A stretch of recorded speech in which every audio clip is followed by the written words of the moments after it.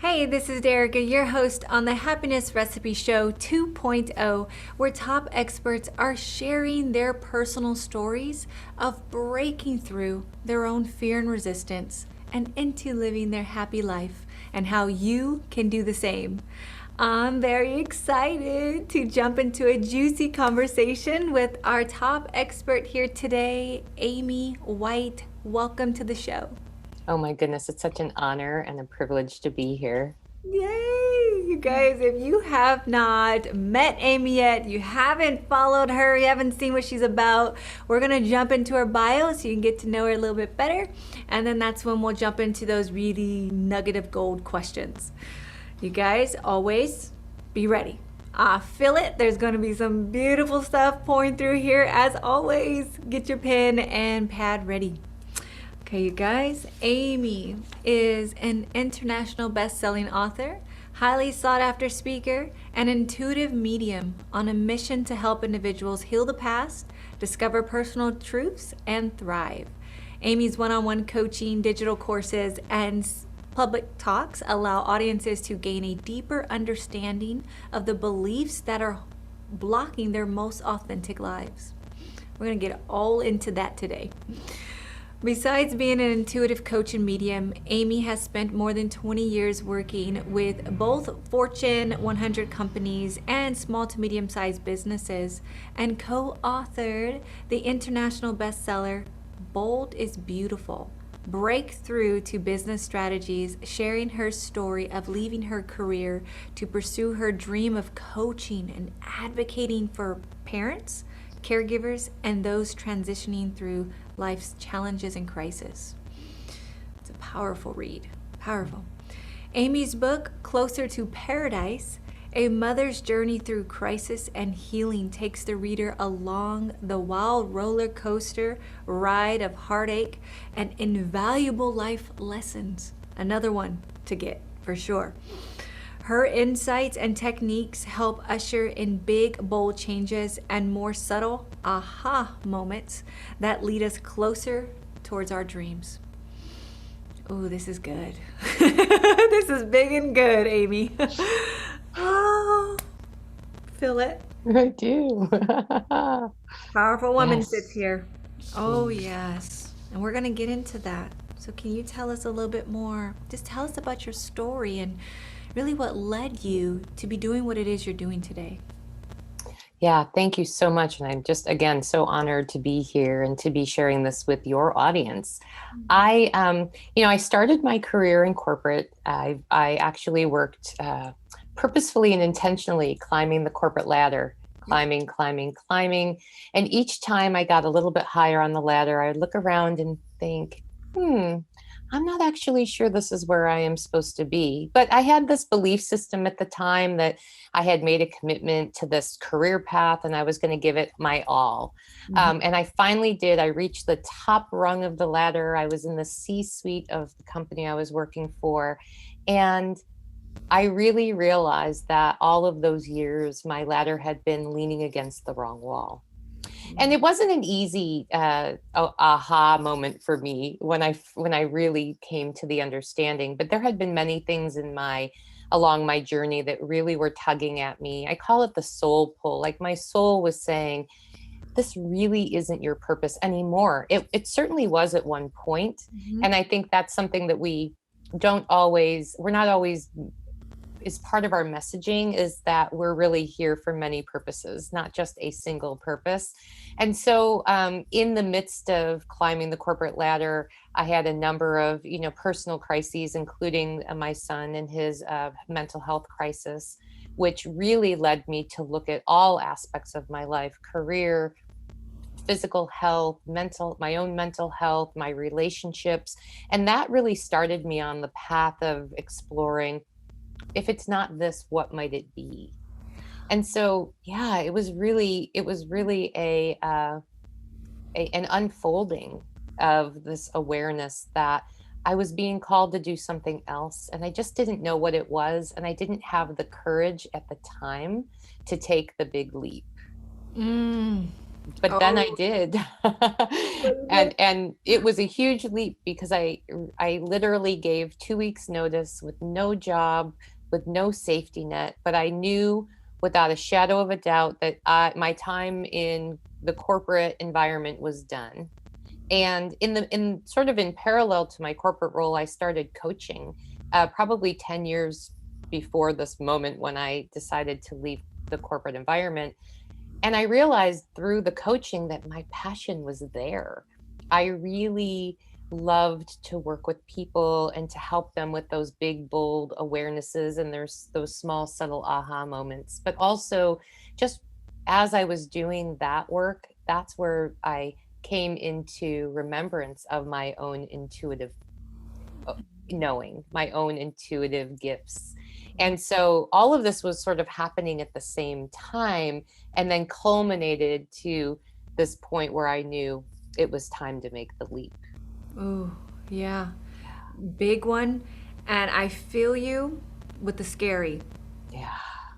I think a lot of us, oh, we get so, and that story is beautiful, by the way. I also want to go back on that and how you did mention we have many purposes. And at that time, climbing the corporate ladder, as we call it, was a purpose, was breadcrumbs along your journey, right? Absolutely. Completely. Yes. Completely. And so I don't look back and bemoan those years that I spent doing that because I learned so much. And I learned so much about myself during that time as well, because even though I'm so aware of the intuitive woo-woo, side of me, there's a very strong intellectual side of me too, and both aspects of my physical experience really do need to be fed. Yeah. So the leaving corporate didn't it kind of left a hungry space for me. And so building my coaching practice and then my intuitive practice and the work that I do today started to fill that void so that I could still allow my brain to consume the intellectual stimulus, the problem solving that it really loved, and also embrace this more, you know, right brained, creative, free flowing side of who I am. It was a giant awareness for me. That is so good. I think that lands with a lot of us. And when it seems to be when we're in the very analytical side and, we're climbing the ladder or we're doing, just very busy bee work, that we say, okay, it must not be this. And then so, like, it must be this very creative, artistic, free flowing side over there, right? And so sometimes we go, wow, we make this whole extreme leap. And then we're Yeah. like, wait a minute, we're still part human, right? There's like this other side. So So, true. So true. And what a journey to really recognize that. Because part of the work that I do today is that I do intuitive work, intuitive coaching for businesses. So I actually circled back around and brought the business environment back into the work that I do, but from a different angle, from a different viewpoint now, where I'm still able to bring in both the sort of that left brain tactical mhm. and the right brain intuitive into the moment to help help these businesses understand where their blocks might be, and energetically how they can align themselves to be more productive and more profitable. That's so good. So good. I think that helps a lot of us that are still in the corporate world and love the corporate world. I mean, that's really where they find their comfort. At the same time, they probably feel like they're not pursuing their purpose or passion. Because I was there, totally there. And so knowing that it could be the both best worlds, like in Yeah. one, bringing that in. Yeah, and I actually had this very long conversation with my guides at the time when I was feeling very pulled to bring the corporate work back in some way, shape, or form.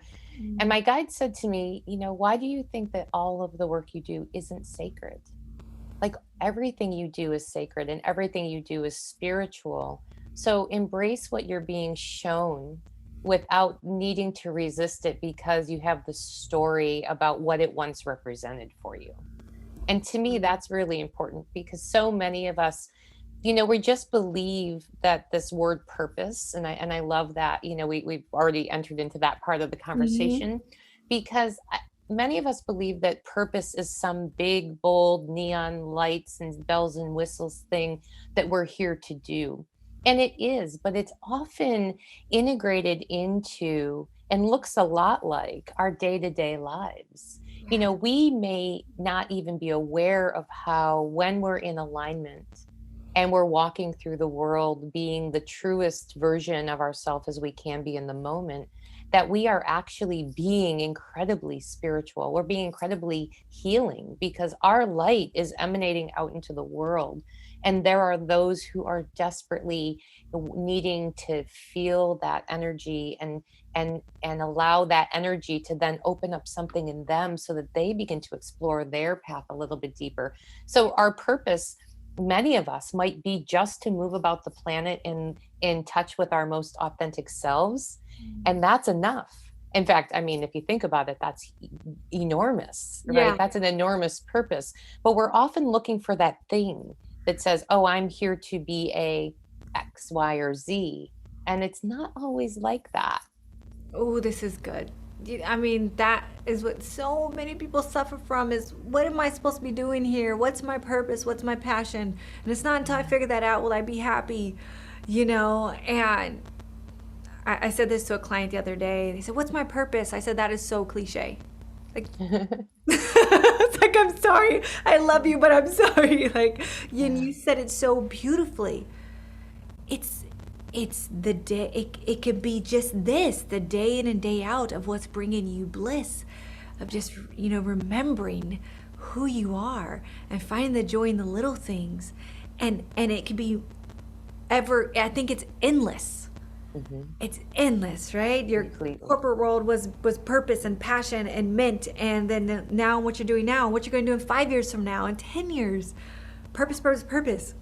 Yes, exactly. And Ooh. I think what you said was so important because, and all of the work and all of my own personal journey, one of the things that I've really realized is that, and I've been shown through my guidance, is that we're here to find our way back home to ourselves, to that soul aspect, to that inner wisdom, that inner knowing, part of us that is just waiting for us to step by step by step come home. Yeah. And really, if we have a single purpose in earth school, it's in that coming home and the evolution that happens through every experience we have, whether we deem it good or bad, whether we feel happiness in the moment or not. Yeah. Every single experience impacts and influences our soul's expansion as we're walking that journey back to really coming home to ourselves. Yeah. Yeah, so it's a perfect segue into my next question because it's not all rainbows, skittles and rainbows. The journey has duality, right? That we know that the journey has whatever we call this, the light, the dark, the good, the bad, the contrast and clarity. Whatever there, it's purposeful. So we all have these stories. Each and every one of us has these amazing stories behind us that we can tell that were painful or whatever. Mhm. You, Amy, can you share with us maybe one or two of those fears or those barriers, if you want to call them, or resistance even? Do you remember what those were that held you back from remembering who you were, held you back from taking that leap into your happiness? Yeah, absolutely. I mean, and you're right. I mean, if we touch into it, we each one can find those stories or those experiences that have been the pivot points for us. I Yeah. think for me, the surprisingly, and I've called myself for a very long time a reluctant medium or reluctive intuitive medium. And part of that was that I have been so intuitive my entire life that early on, the messaging that I remember from my family of origin was, connecting to your intuition, maybe not those words, but, Yeah. is bad. That, I was brought up to believe that there was a certain hierarchy in how you spoke to God and who could communicate with God. And if you weren't going through, say, the path of the church, you were playing with fire. And so, I, from a very early age, shut that down within me and thought, okay, that's a very big cross to bear, pun intended, for me to be responsible for bringing evil or bad circumstances onto my family because I'm just being me. Yeah. And so I had to learn, even from a very young age, how to shut that part of myself down.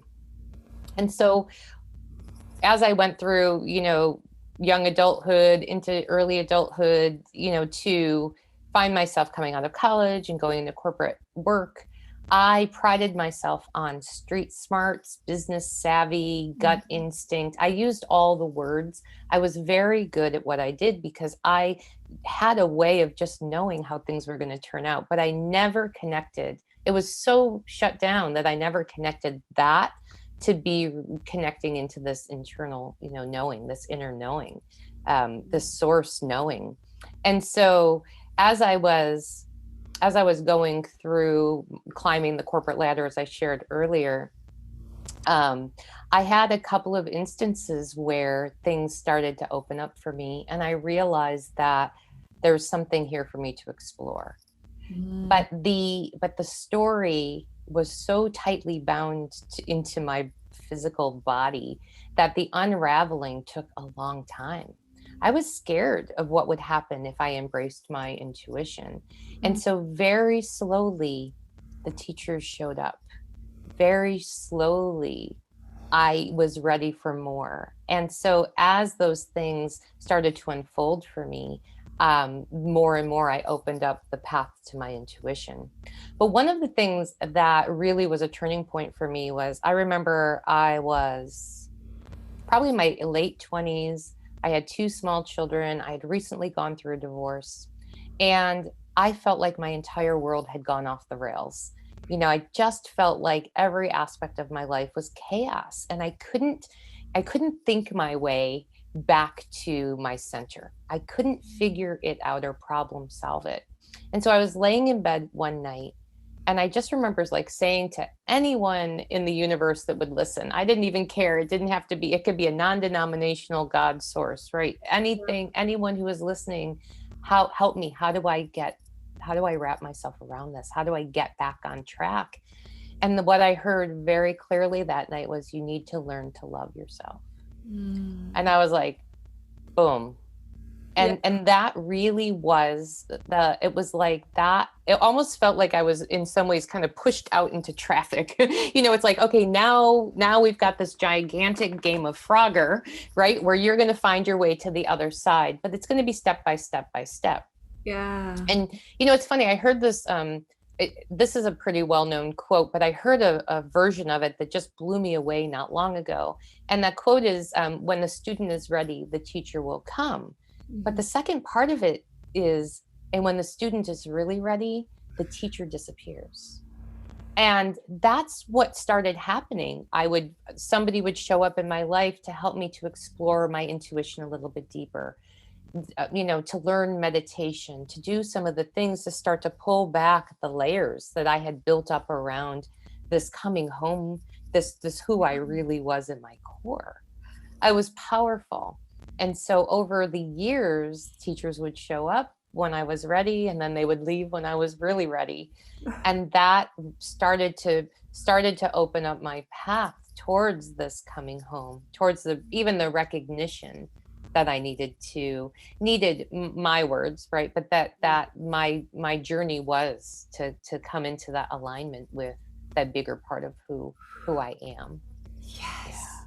Yeah. It's really powerful. That is powerful. It's good and just resonates with me. So I know it's resonated with so many others. Yeah. It's scary. So I want to be there and honor where everyone is.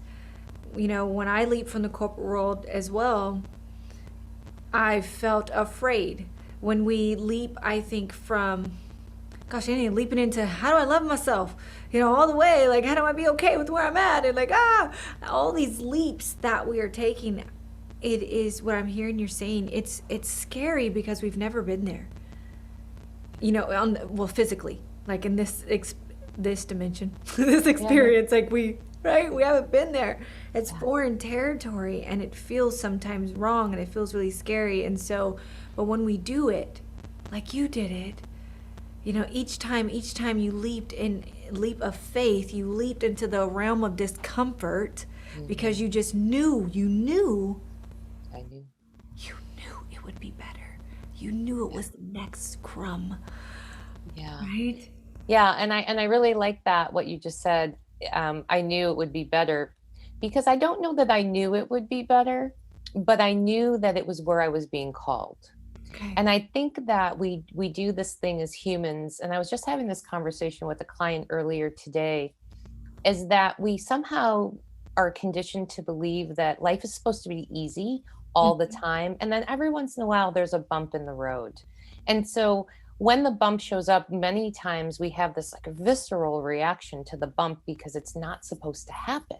Especially if you get bump, bump, bump, bump, Yeah. and one of the things that I've really been getting deep guidance about lately is this idea that our journey is much more like a road with speed bumps, and life is a road with speed bumps, and it's how we crest those bumps that really make it's the tipping point for us to be able to decide, can I be in joy and happiness? Can I find those joyful happy moments even in the bumpiness? Yeah. And I really feel like that part of the path, when we can embrace it more and more, and this isn't about perfection, you Mm-mm. know it's really about just coming into that knowing that there's something bigger there that's guiding us, and that these bumps are actually part of our evolution. Good, bad, hard to tell, especially in the moment, but mostly when we can look back on these experiences, many of us can really lean into or tune into the fact that these experiences, whether we deem them good or bad, have been significantly evolutionary for us. Oh, yes. For us, and if we look in just the history of time, Mhm. just like looking at every catastrophic event or anything that has happened to us, even, collectively, it's always led to some greater evolution that Yeah. has served us more and more. And Yeah. individually, it's that way too. I remember, Amy, so this has been a common thread in almost every single interview. It's been of getting to that point where we can enjoy the curveballs, the Mhm. ripples, and I love how the speed bumps. There's so many names for these Yeah. things that come Yeah. in. I remember hearing that for the first time, and when I came upon a really challenging moment. I don't remember exactly what it was, but something had like failed, and thinking, why can't I just enjoy this? And like being so down on myself, like, come on, I know this, And if I look now, it was like that, you guys. It was like you hear this, say if you're hearing this for the very first time, and then you get a fat bill in the mail an hour later, right? And then you're like, oh, enjoy this. You're just like, ah! And it might frustrate you. It really might, If I look, it was the little bit by little, I am at the point now, I can say confidently, where I'm looking at challenges as opportunities. Mhm. And it's Yeah. very rare that I go, wow, and I like, what is going on? But it's rare now. When it was before, it was rare that I ever felt good in one of those moments. Yeah, and I think, that's the thing about this human journey. From everything that I've learned in the work that I'm doing and in the energy beings that I channel through, is that we're really not here in this human experience to transcend the Mm. human to something else, some higher vibrational self. I mean, when we're through with this earth school, we're going to go back to pure positive energy anyway. So we didn't come here purposefully to try to find our way back to pure positive energy.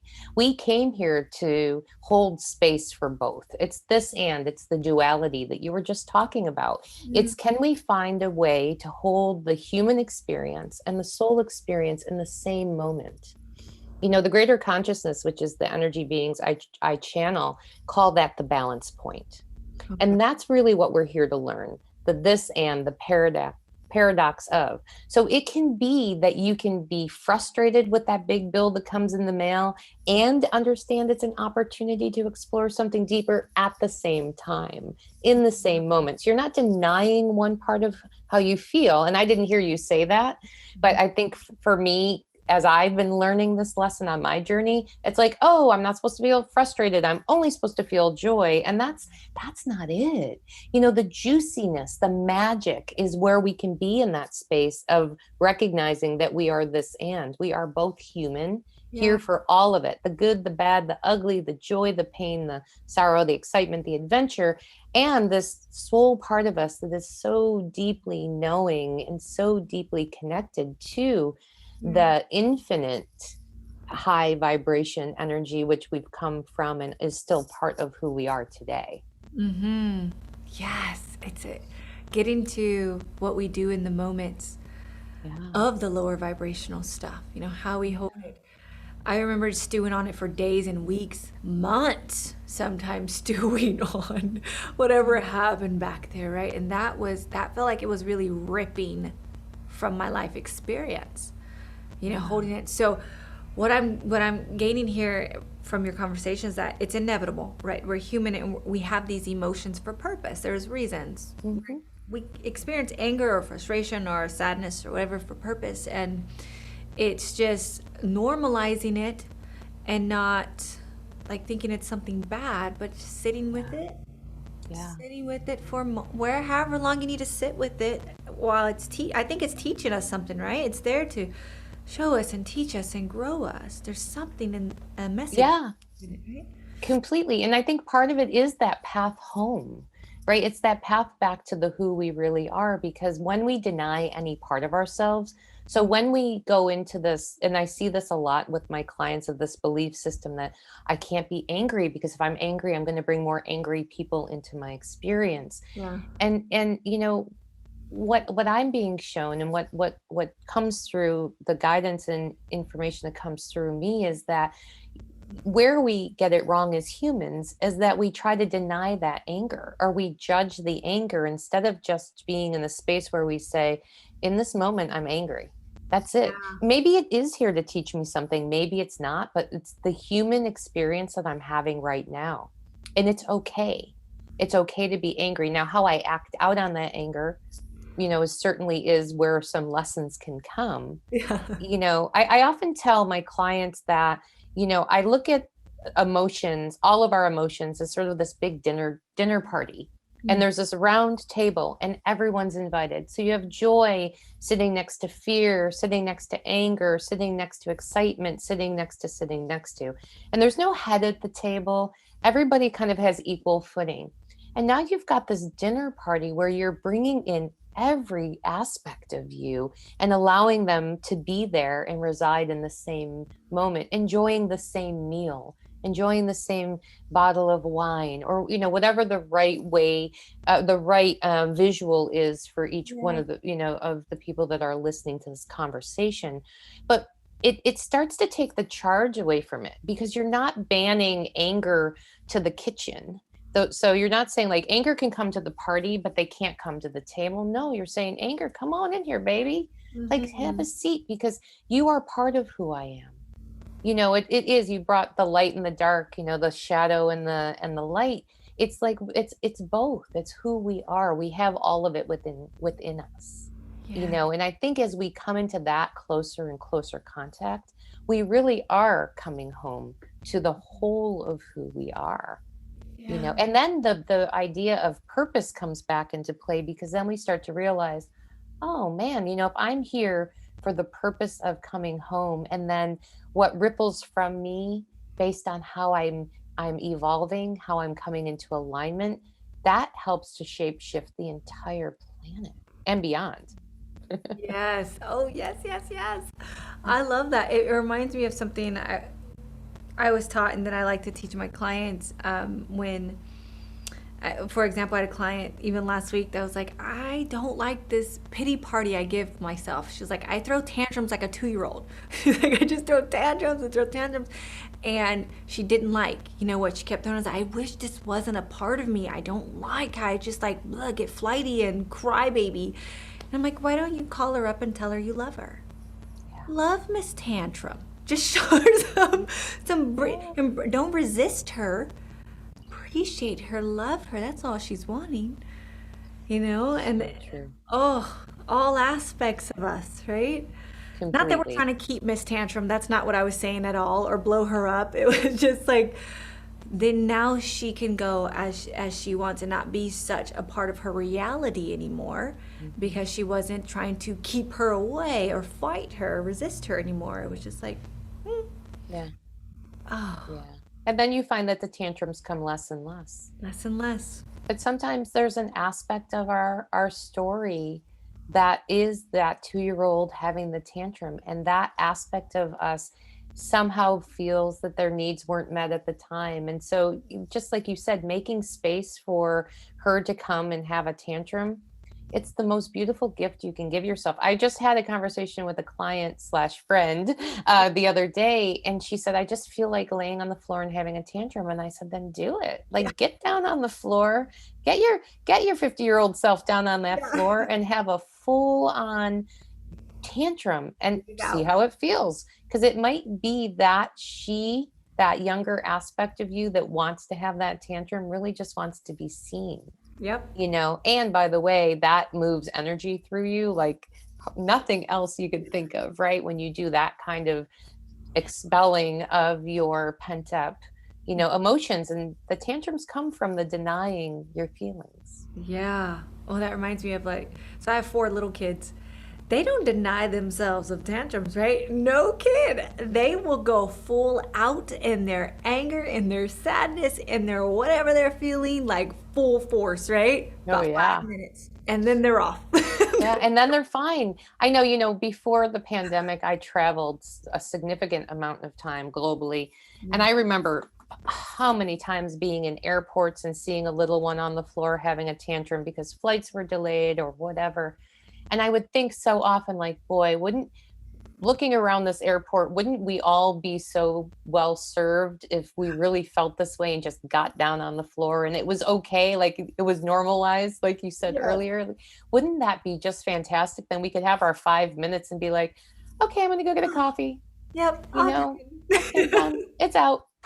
But that's, we haven't, and this, and I'll generalize for a minute, but I know that it's not just women, but I think especially for women, we are taught, we are conditioned from very young ages that those powerful emotions, anger, jealousy, rage, disappointment, even stating our needs is, there's something wrong with that. And so we walk around the world, a lot of us, and out, myself included, and we have these old stories that we can't express what's happening for us. And then it shows up in all kinds of other ways in our lives: depression, Yeah. food issues, body dysmorphia issues, like all of the things that come about in our reality because we weren't given permission, Mm. at a young age to express some of this. And now as adults, we have to find the ways that feel safe to give ourselves permission. Yeah. It's and when we can, it's really a magical opening for us to be able to find the ways to move the energy through so Yeah. that it's not being stored in our physical body. Yeah, I see there's a lot of caring about what other people think of us, not just self-judgment, what are other people going to judge of us.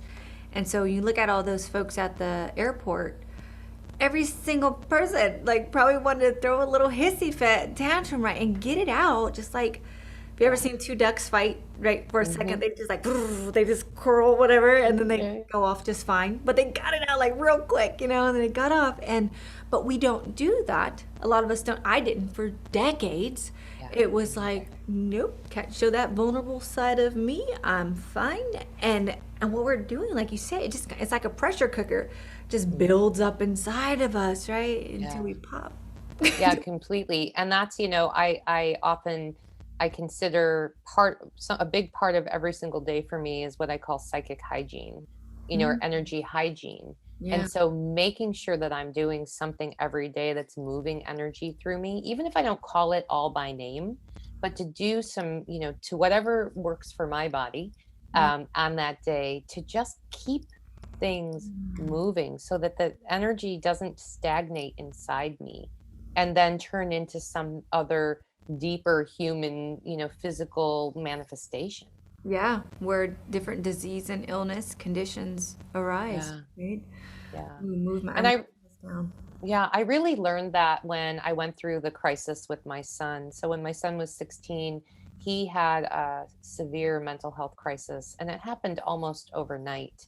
And so one moment, I had this depressed 16-year-old, which wasn't much different than I was at 16.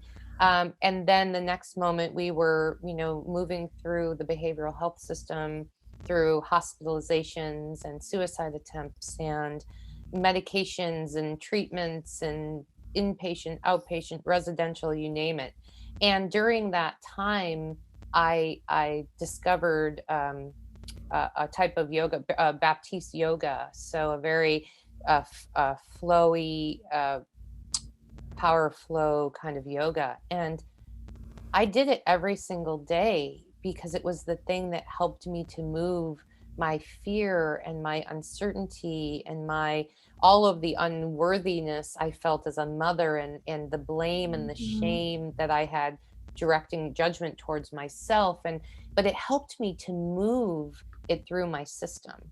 And I learned during that time that, oh wow, this is so important, especially when we're facing challenging experiences, to Yeah. find ways to, and it can be like for me, like even today, I do kickboxing, I do Pilates, I do pole dancing, I do all of these really physical things to keep my energy moving. But each one of us is in a different place. So a walk, being on the floor in just a cat cow kind of position in yoga, like anything that allows our body to move in a ways that it doesn't normally move from, one thing to the next thing to the next thing as we move through our day, but to do something intentional, Mhm. to Mhm. me, I think that's one of the biggest, I don't even know, see, I want to call it a secret, but Yeah. like the biggest gifts we can give ourselves is to intentionally move for the purpose of allowing that energy to move through us. So maybe, tantruming on the floor in the airport isn't socially acceptable. Maybe it is, maybe pole dancing is socially Yeah. acceptable and maybe it isn't, but whatever it is, right, it's the thing that works for us that Yeah. allows us to just be in that, like I said, space of intentionality to really keep that energy moving. I love this. I love this topic of because everything is energy. We are energy, and Mhm. the goal is to flow in harmony to allow the not to have any stuck energies in our body, to Yeah. allow it to flow through as it needs, just like a circulatory system with our blood. We need that energy to flow through our body to all the right areas and work that way as well. And Yeah. one of the big things is moving your body, getting your body to actually, move around um, and whatever that looks like for you guys is what I'm hearing. It doesn't have to be any one thing, right? No, yeah, and I think the more that we take that personal responsibility to check in with ourselves and say, what does my body need today? Mm. And then kind of follow that guidance. But I want to even take it a step further, because the body is also the biggest antenna that we have to our inner knowing, to our intuition. And so when we are doing what we can as best we can, right? Because none of this is about perfection. Again, if it were about perfection, we wouldn't be in this physical experience at all. We would just be non-physical and be floating on a cloud somewhere. But Mhm. we're here to be really imperfect. And so it is, but it's as best as we can, with as much grace and compassion as we can give ourselves in doing it, to find the ways to be connected to our physical body. And that really opens the doorway up to a deeper knowing, that deeper connection to our inner wisdom, our soul, the coming home that we've been talking about, but Mhm. also like information that's available for us that we may or may not be aware is there today. And Yeah. we all have access to that deeper universal consciousness. Mm-hmm. Believe it 100%. The antenna. I like to say like we're towers. We're Mhm. towers, and we are transmitting, receiving, Yeah. emitting, and retrieving. We're just giving and getting energies constantly. I like to think of, like a radio tower that's out there just blasting a frequency, and how are we able to pick it up on the phone, or on the radio station? It's like, imagine that times a billion. That's who you are, sitting right there. This tower of energy constantly transmitting and receiving these frequencies. I love that you go that deep with this, because it's something we feel. I think all of us feel it inside. Like, where did that thought come from? How do I know that? Where'd that come from? And no, we're not crazy. It's No, we are not. no, it's that collective wisdom, it's that collective consciousness that we're all tuned and tapped and turned on to. And as we are opening, like you said, moving your body, just dropping, balancing the left and right hemispheres, the logical and the creative side of you, I think, would you say that antenna just gets bigger? Bigger. Oh, whew. Yeah, Right? completely. And that's, again, I think that's a big piece of that path of coming home to ourselves, because how do we form a relationship with someone? Well, we have to start to talk to them. We have to get to know them. And so when we are disconnected from our physical body, we really have a harder time connecting into that soul part of ourselves that really wants to get to know us and us to get to know them. And so anything that we can do to both be honest with exactly where we are in each moment, or as many moments as we can be, and to be intentional about being in the space of connectedness to the physical body, and then forming that relationship to the soul body, it's huge. So good. And that coming home is that happiness. Coming home is that joy feeling. It's not a thing, or it's not an experience. It's nothing outside of us. It's really, guys, that happiness is just really tuning into who you are. You could have no shoes. You could be living in a hut. You could, it's not anything outside of us, right? It's that coming home and just being so grounded in the center with who you are and where you are in that moment. And it's not an end goal or a finish line, right? That coming home. It's like a daily practice. It's that keep coming home, keep coming home, keep coming into contact, keep forming that relationship, deepen the relationship. And some days you can be like, you know what, today I don't want to even do this work, and that's okay. But you'll come back to it, And it's that giving the grace and self-compassion to be like, it's okay, today I want to sit in my vat of self-pity, or at least for this hour. Right. Give yourself that hour. And it's funny because, like you had said, if you're not resisting it, if you just say, all right, I'm going to sit in this vat for a while, chances are you're going to come out of that vat on your own without much fanfare, if you're not pushing against it. If you just say, okay, here, I'm going to be in self-pity. I'm going to wallow. That's okay for now. I'm so glad you said that, because I think a lot of the fear is like, oh, you want me just to be okay with this anger, or be okay with this sadness. And the moment that we surrender and we stop fighting it or trying to control it, and we just surrender to it, it leaves. It's like, it does. And I think that's the thing too. I don't even think we have to be okay with it. I don't think it's an okay or not okay. I think it's this is where I am right now. Like, it doesn't matter if I'm okay with it or not. I feel grief. I feel self-pity. I mean, it doesn't change anything with the self-pity if I'm pushing against it or even being okay with it. It's just being in that space of like, this is where I am right now. Oh, and it's kind of washing through me. Okay. And now I can go back to my regularly scheduled program, and then something else can, some other wave comes in, and then I'm like, oh, I'm feeling grief right now. Okay. All right. I don't have to judge it bad or good. I just have to acknowledge it. Like, often our emotions just want to be called by name, just like the dinner party example a few minutes ago. It's like that aspect of us, and it is an aspect of us, right? Our emotional body, our emotional selves. And so when we can acknowledge it, just like any part of us loves to be acknowledged, right? Then it doesn't feel like there's any railing against that needs to happen, or any fighting that needs to happen, or any judgment that needs to happen. Yes, It can just be. And sometimes that's all that's required. that's it. I love how you say acknowledgement. Just acknowledgement. I see you. You're there. You feel this way. No judgment. You're just observing it. It's just like, here, this is what's making its way through my body. Whether it has purpose or not. I mean, we don't need to know the purpose, right? It's just like, we're here. We're not beating ourselves up with it. Let it do its thing. And without that tug of war, without that control, it surprises me every time how quickly it just does what it needs and it's gone. You know? That, don't be afraid of that, you guys.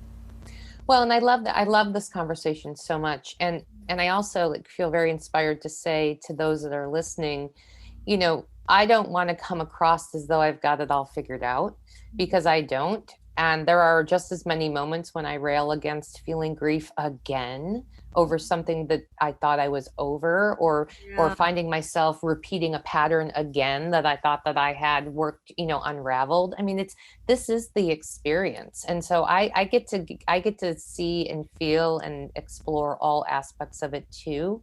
But when I'm able to keep coming back to this understanding that we both have been sharing over the last few minutes, that's when I feel like I have more grace and more ease and more flow in my life. Yeah. And so I try to be intentional in finding my way back there as quickly as I can when I realize that I'm not there. But it's not about 100% of the time. It's not. And I would be a great disservice if I were to say I've got this all figured out and I just keep coming home to myself and life is good. No. But you know what is really cool about this that I've learned is that all of it, when I embrace all of it, that's really when I feel alive. It's like the high highs and the low lows. It's all of it. And So it's like, true. dang, boom, I'm alive. Like I am alive. And That's there's true. something that's really magical about that.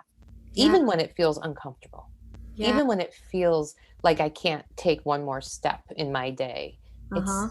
it's that memory of being that in that aliveness that that keeps bringing me back to a center point.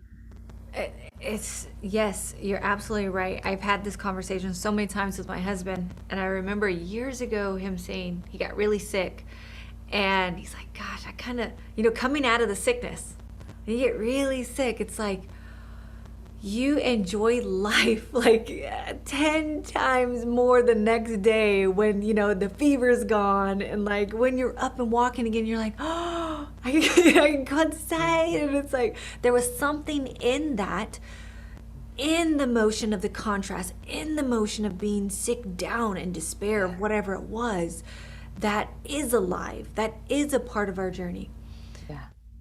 So I completely agree with what you're saying.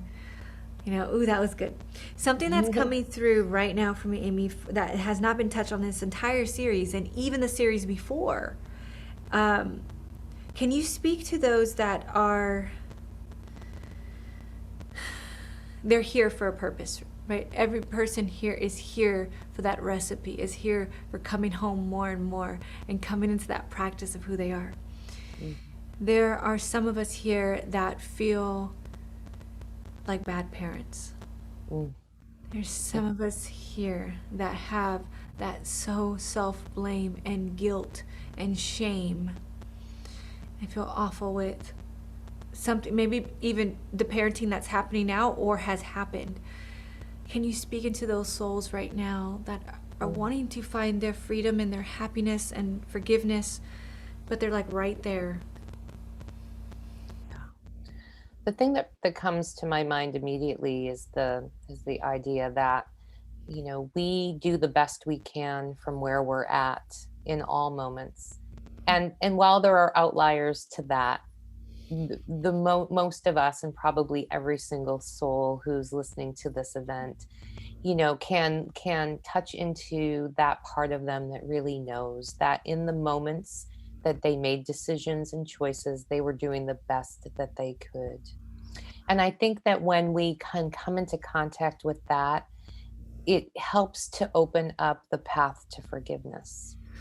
And, that idea that when we know better, we do better also applies here, because I can feel into your audience that while there are many who maybe beating themselves up about, well, parenting is a great example, because I think a lot of people can relate to it either as parents or having had parents, Mm-hmm. is that there is this element where there's a bar that's very high for parents, that somehow we're taught through society, perhaps through our families of origin, through conditioning of all kinds, that we're supposed to be perfect, that we're not supposed to make mistakes, that we're supposed to know better. But how do we know better until we learn better? And then how do we come into contact with that, and know that maybe it wasn't how we wish it had happened, but that fact that we can look and see that we did pivot and we did shift and we did learn and we did bring new things into the experience when we realized them. Yeah. And I think too, what's really important, and for me, having gone through the situation with my son, and really recognizing that while I didn't have responsibility for his mental illness, there were a lot of fingers pointed at me externally, and in the moments internally, like I had a lot of blame and shame of what I could have done better. But one of the things that I realized through my journey with my son was that our children are here to explore their own reality, their contrast, their perceptions, how they've seen other people act, and choosing whether or not they bring that in or not bring that into their life experience. And so when we can kind of realize that our children choose us and we've chosen our parents for the purpose of evolution, for the purpose of expansion. And so everything that happened along the path was for the purpose of both the soul expansion of the parent and the child in different ways. Yeah. And again, this is not in any way excusing, things that are violent or abusive. Right. That's not what we're talking about right here. This is where we hold ourselves to a high standard, one that's never attainable because it's about perfection. Yeah. And then we beat ourselves up endlessly for not meeting that bar. One of the many things I learned going through my experience with my son's crisis was that I spent a lot of time mourning. I mourned the things he wasn't going to do, the normal things like going to prom and going on a senior trip and doing, graduating normally and all of these things, because I had created a story inside me of how my son's life was supposed to play out. And then I was grieving it not playing out the way that I made it up in my mind. And I think that's a great way to look at it as parents. And again, I wasn't doing anything wrong, but that when I stepped back, I thought, well, isn't that interesting that I'm grieving something that was basically just a fairy tale I had written about what I thought his journey was going to be. And so a lot of that with parents, we do come into contact with that. Well, that their path, our children's path doesn't unfold the way we expect. And then somehow we're a bad parent because of that. Mm-hmm. Where in reality, the story we tell ourselves has nothing to do with their reality or their journey or what they're here to experience, to explore, to learn for their evolutionary benefit. Yeah. Oh, so many points landed. I could feel heart just stimulating, just swelling. That was so beautiful, and this was so necessary in this moment for so many people. Wow, thank you so much for sharing that wisdom, clarity, light, and love on so many parents' hearts. And even I love how you said people that have been parented. I felt a lot of healing take place in that moment too. For them. Oh, that was gorgeous. Replay. Okay. Love that. Oh, okay. Okay, Amy. Happy hack. So, can you share with us one of your happy hacks? Something that you do when you get out of alignment, when you get down or out or whatever it is, something that you go to that brings you back up into alignment? Yeah. So for me, again, it's movement. You Okay. know, it's movement and movement and music at the same time. Like if I can have the two of those things, it really, because it gets me out of my head and back into my body. Yeah. And to me, that's where I find when I can stop the ruminating, or at least slow it down a little bit and really come back into the physical nature of who I am. Mm. It shifts me almost immediately. Yeah, that's so good. That's so Mhm. good. And it's been said a lot on this show. Like everyone is into their movement and music. It is right. It's the frequent, and it's usually the music that gets you going. It lights you up, right? It's that Mhm. certain song. I have a go-to song. Like, Yeah. that just lights me up. Like, Yeah. okay, whew, get that good energy, get the body moving. That is so good. And you guys, it could take a few minutes. You can do that on your break. You can do that right before you go into the office. Like, you know, Yep. at the office, when I worked in a cubicle, I would do it. Yeah, yeah. You can dance in your car to that one last song before you go into wherever you're going. Yeah. I usually tell people just like have a playlist, play one song, move your body in whatever way feels good, dance like no one is watching because no one is Mhm. really. No one And cares. and Come on. it's amazing like what a 3 or 4 minute song or even, shorter can do for your whole state of mind and state of being. It's Yeah. really powerful. That's why there's so many like embodiment practices out there, where you just allow your body to flow with the music and the vibration. It doesn't even have to mean the words. The lyrics, though, sometimes those are so important to us too. But Mhm. just the vibration of the music is really powerful.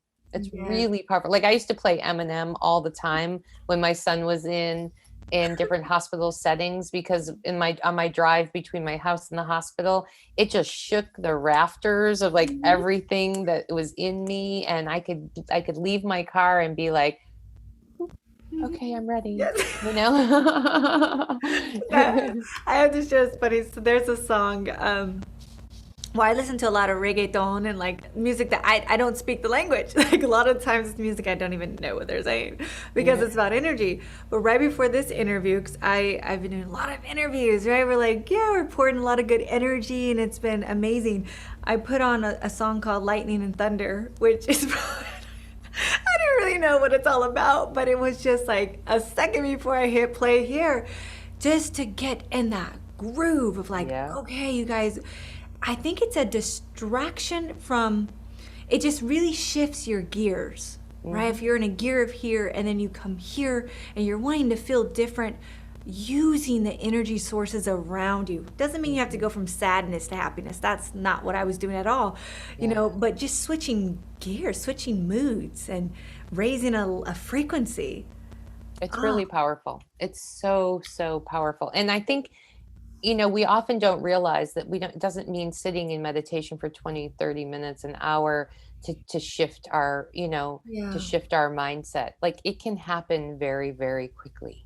yeah. And we just have to be, again, intentional and willing to connect into the awareness of our physical body.